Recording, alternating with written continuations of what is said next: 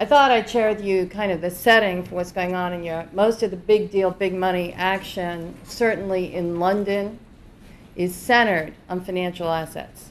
And we think it's going to move into others. But I thought it might be kind of helpful to let you know it's different than it is here. And one of the things that is extremely different that affects M&A activity greatly is the fact that, and I call it the be careful what you wish for, you just might get it. And in that, I'm talking about the European banks. They wanted to be all things to European corporates, and guess what? They got it. 70% of the capital structure, increasingly more, is composed of short-term commercial bank lines. Now, there are a lot of bank products in that, CLOs, CDOs, but by US standards or global standards, that's clearly not a sustainable capital structure, because it's by no means really short term. We're seeing the unmasking of the short term. Over there, asset-based loans are totally different. They're much closer to factoring the way we used to see it here. And the other working capital element is trade credit. And trade credit, which is insurance, is clearly a big source of working capital. It can dry up overnight. So one of the things that you've been reading about that is a reaction to these three things, you've seen corporates talking about forming banks. Their suppliers desperately need credit because trade credit's gone, there are no ABLs, so we're seeing corporates even trying to arrange lines for their suppliers. Obviously, banks are disproportionately funded in the EU by short-term money markets. We need to talk about what non-core is. In European banking, we have non-core and non-performing. Non-core means, for a bank in France, a loan outside of France, a non-domestic loan.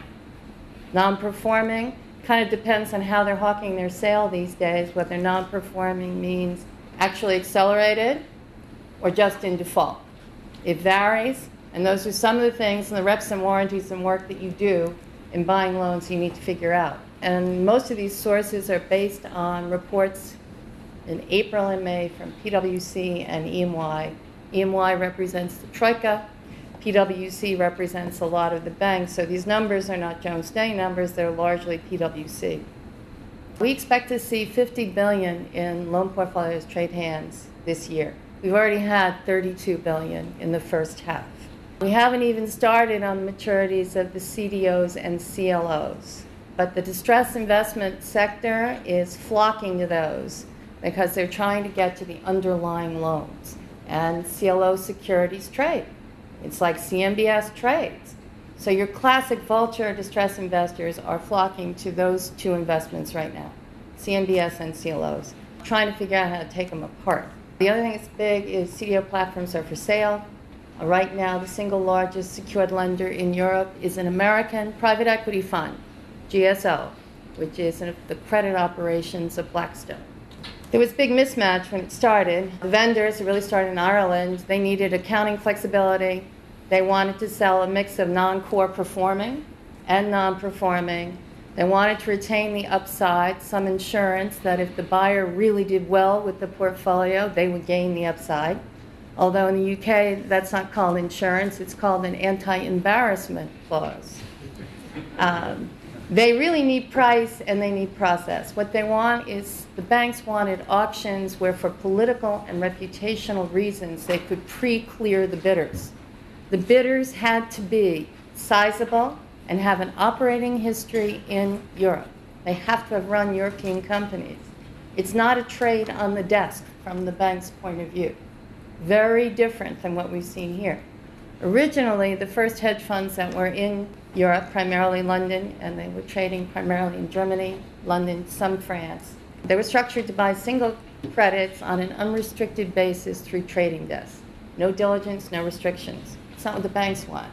They want real auctions with real diligence and restricted parties. There were wide bid-ask spreads. There was insufficient infrastructure. The hedge funds had maybe 3 or 4 guys in London. There was no way they could run a massive loan portfolio. There was no interest in joint ventures. And the only time we really saw the distressed investors enter a situation where traded securities, bonds, CLOs, CMBS, and when a company actually needed money. Because guess what? There is no we'll share with you later, the credit markets are so frozen. So it's been reconciled. The investor community is now much more the private equity community from the United States. They will become restricted. They will do diligence. They'll qualify for an auction. And they are developing the infrastructure and personnel to handle these huge portfolio purchases. Also, in order to get price, let's think about what the banks are doing. The pressure is there. It's on them. They are developing shared upside structures, some JVs. They're developing a much better way to sell the loans. The early sales, particularly in Ireland, were under such time pressure, there wasn't a lot of diligence to promote price. So what they had to do, and we're still doing, is we're seeing the selling banks, for regulatory reasons, are extending financing to a qualified buyer to buy their own loans. And at the end of the day, greatly reducing their risk and regulatory capital. So it's been kind of an interesting switch that they're now lending money to the GSOs, the Carlyles, Goldman Sachs, to buy loans off their books. And they will have a performing loan in lieu of a mixed bag. The trends which we expect to see are non-core loans, as I said, can be cash flow positive. That's a non-domestic loan. I think we will see a pickup in securitization of those loans. I also think we're going to start seeing sales of loans acquired in the big portfolio deals to your classic distressed investor type. Banks are also hiving off businesses. I'm not sure whether it's the living wills that they have to actually figure out how they would sell themselves in trouble, but we're actually seeing a lot of deals where banks are selling leasing platforms, servicing platforms, brokerage units, and in fact, they're selling units sometimes just for taking the people and taking the employees without really seeking much in the way of price for the assets. We had 5 bankers come to a presentation in London, and the head of Deutsche Bank Real Estate basically said the credit markets in Europe are absolutely frozen. So we're seeing new entrants. I mentioned GSO, but we are seeing a lot of non-bank banks. The biggest deal, at least in the distress space, was the takeover of Klockner Peniplast, and it was taken over by 2 American funds. It was taken over by Strategic Value Partners as the equity and Jefferies as the debt. And it has since resulted in 3 high-yield issues and more deals to come. But that was all new entrants. We're also seeing a lot more of the non-Eurozone banks actually making loans to businesses in Europe. So do think non-bank banks, for a lot of corporates who need to get credit for their suppliers, there is an increasing level of resources available for lending in Europe. It's just all outside the Eurozone banks. New products are evolving every day. There is a growth in intermediary roles because if you have a non-bank bank, you don't have a collateral agent. You don't have a facility agent.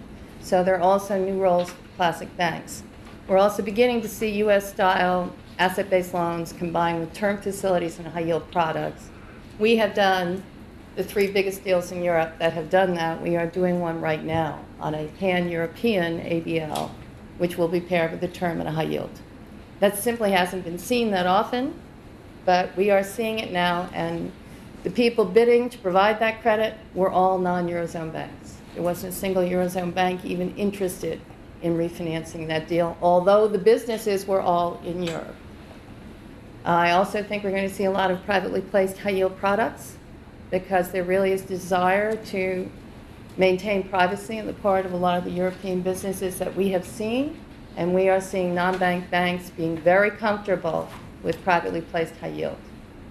Just to give you a sense of how it is not just the Club Med or Southern Europe, I want you to think about the Target 2 payment system. Last week it was reported in most of your London publications that the Bundesbank is exposed $729 billion to the remainder of European central banks. So if there were to be a withdrawal, it will reach Germany.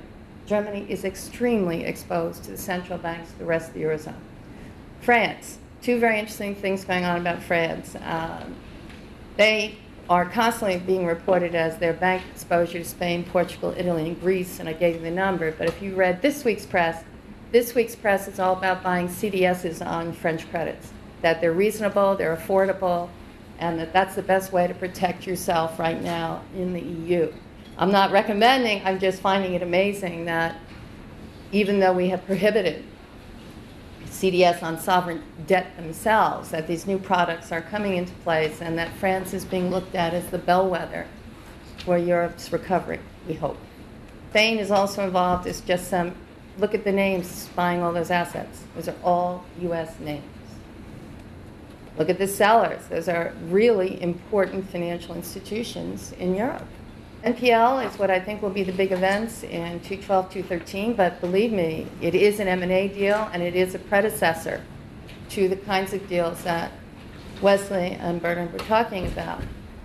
Buy-side transactions have largely involved U.S. funds looking for multi-jurisdictional, multidisciplinary professional teams.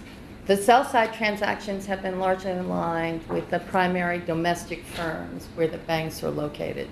Obviously, the Irish firms, London, the Magic Circle. Just to give you a sense of more players, Lone Star started this trend in Germany by buying a failed German bank called IKB, has just bought another one, Hypo Real Estate Group. These are big deals, and I know we're pressed for time, but there's a lot more to come. I just want to give you a sense of the kind of deals that are out there, and obviously, we are very much part of it. I think we will also see acquisitions of businesses, Northern Rock, Bank of Ireland, minority interest. This is a very interesting space, and it does reach throughout Europe. One last thing. We do, because the laws on rescue are changing so rapidly as these loans change hands, we actually do put out at Jones Day a monthly blog on what's going on in debt deals and what's going on the law governing financial assets, like what's happening with VAT tax. Do you know that NPLs are exempt from VAT tax? We do this every month, just keep it up, and to give you a sense, having done that and then having done a comparative guide, for those of you who think US, Chapter 11, comparing it from that perspective to the rest of Europe. Italy just changed their law last week, so we're already revising it. But we will keep everyone kind of up to date, but it is a very fast-moving situation.